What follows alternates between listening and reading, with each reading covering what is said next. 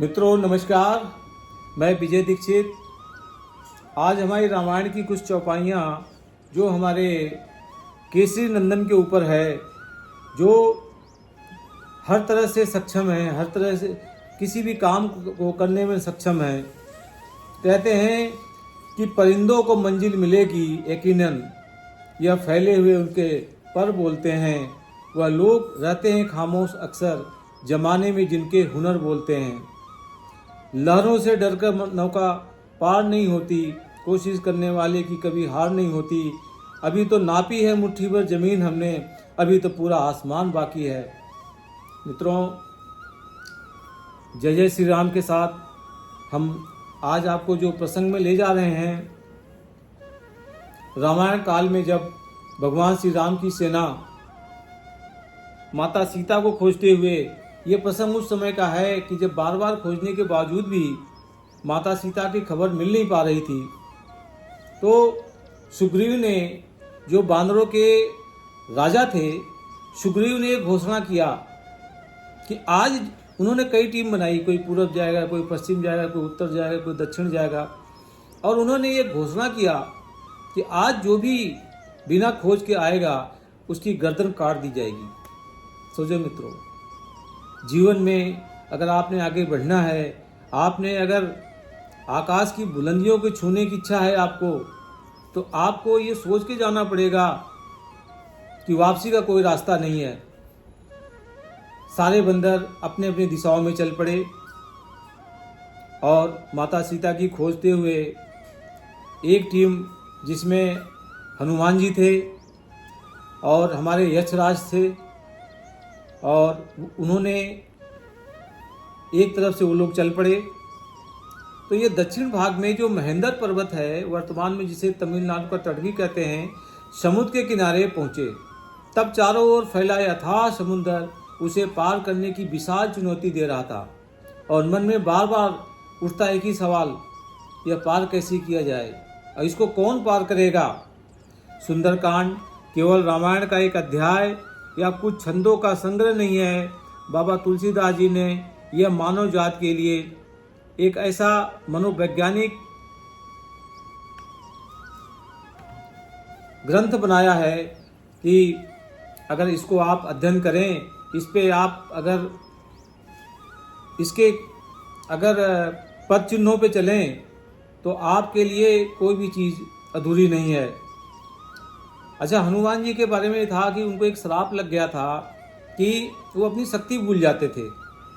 तो जामवंत जी ने शंखनाद किया और हनुमान जी की शक्तियों को जगाने का काम किया। आप अपने जीवन में एक जामवंत जरूर रखिए। तब हनुमान जी को समुद्र यात्रा सिखाती है कि आकाश छूने की जिद हो तो कोई भी आपको रोक नहीं सकता। अगर आपके अंदर जिद है कुछ पाने का, तो आपको कोई भी नहीं रोक सकता। तो मित्रों,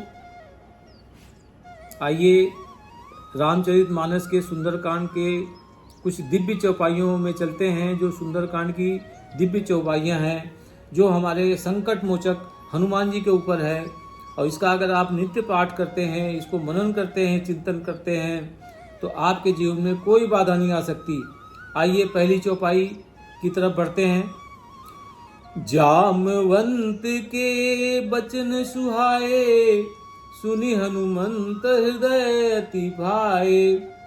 जामवंत जी ने कहा हनुमान जी के लिए कि का चुपी साध ही रहा बलवाना।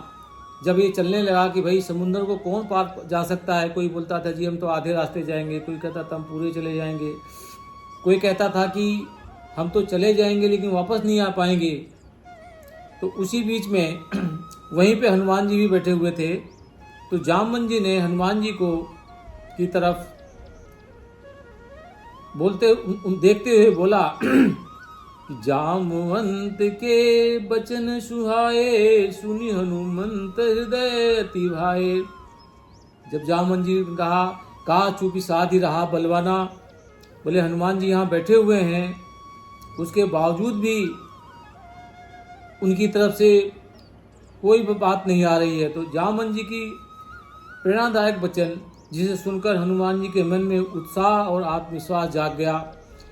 अपने जीवन में एक ऐसा व्यक्ति जरूर रखिए जो आपके जीवन में आपके आत्मविश्वास जब दिख जाए तो आपके आत्मविश्वास को जगाने के लिए रहे।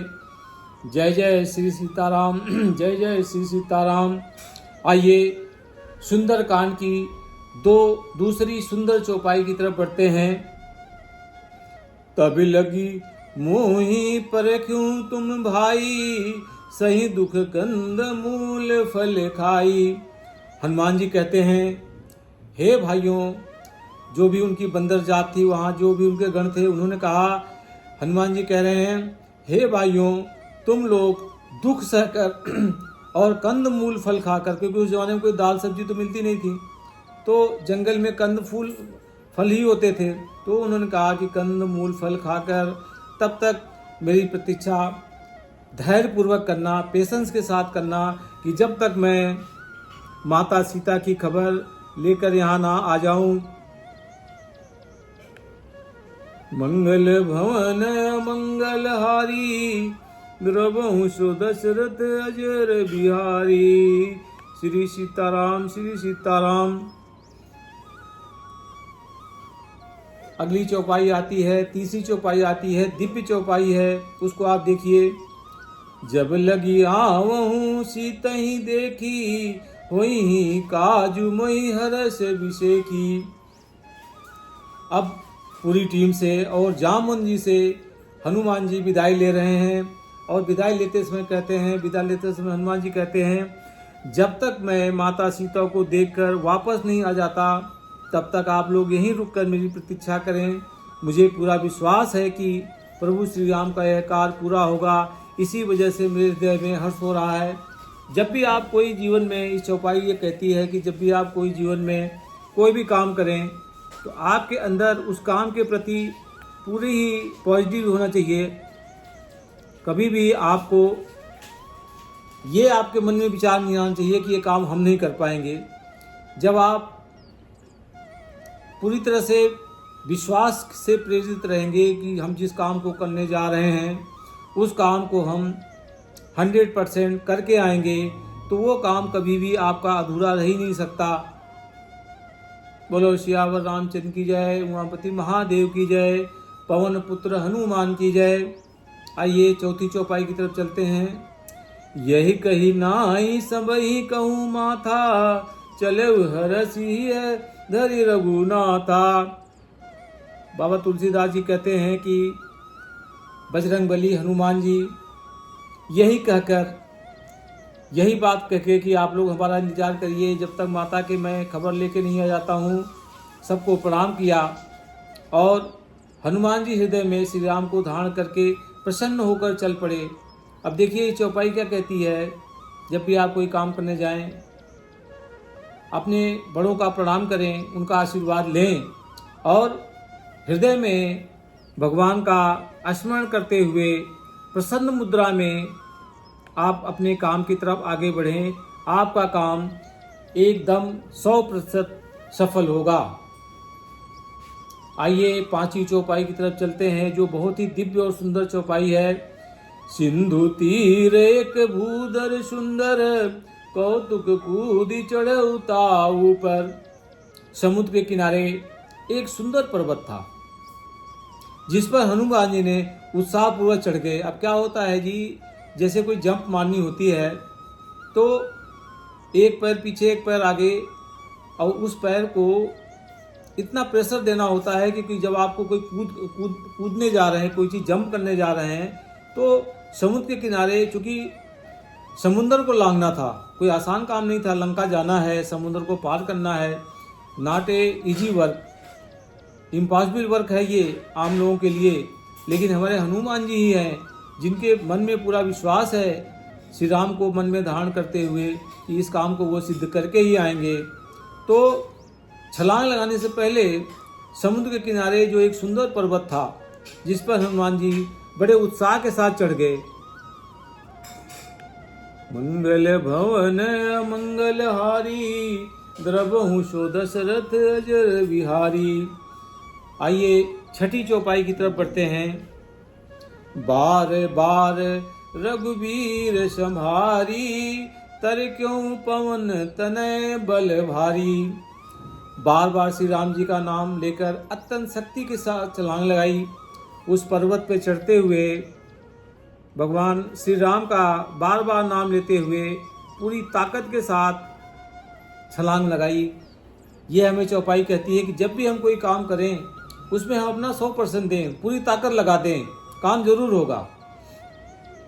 मंगल भवन मंगल हारी, द्रवों सो दशरथ जर विहारी।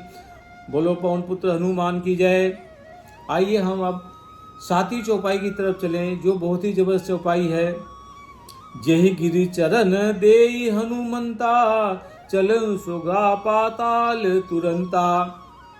जिस पर्वत पर हनुमान जी अत्यंत शक्ति के साथ पैर रखकर छलांग लगाई, वो पर्वत पाताल में चला गया, धंस गया। यानी आपने कभी अपने जीवन में छलांग लगाई होगी तो आप देखिए कि जब आप छलांग मारते हो तो आपका जो पीछे का पैर होता है उस पर पूरी ताकत लगती है एक बार, और जब आप छलांग मारते हो तो उसमें अगर आप ज़मीन पे हो तो ज़मीन से मिट्टी उड़ जाती है। तो बजरंग बली जी ने जिस पर्वत पे खड़े होकर छलांग लगाई वो पर्वत ही पाताल लोक में चला गया। सोचिए कितनी ताकत से छलांग लगाई होगी। मंगल भवन मंगल हारी, द्रवंश दशरथ अजर विलारी। बोलो सियावर रामचंद्र की जय, उमापति महादेव की जय, पवन पुत्र हनुमान की जय।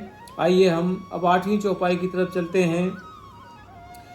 जिमि अमोघ रघुपति कर बाना, यही भांति चलो हनुमाना।